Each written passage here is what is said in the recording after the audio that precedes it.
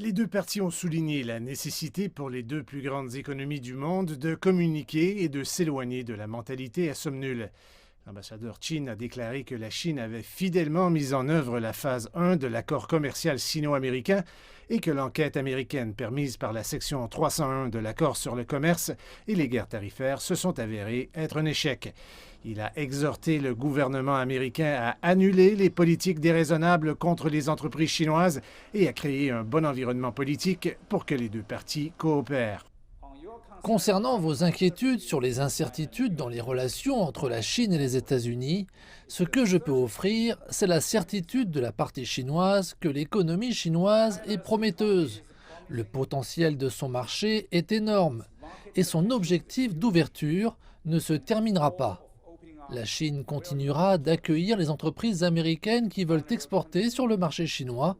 Pour être franc, les difficultés et les incertitudes de la coopération commerciale sino-américaine ne viennent pas de la partie chinoise.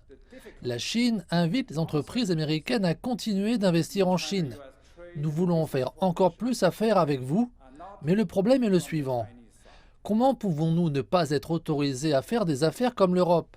J'espère que la partie américaine fera des compromis face à la Chine, suivra les principes de respect mutuel, d'égalité et d'avantages mutuels, et fera de sérieux efforts pour améliorer les relations sino-américaines.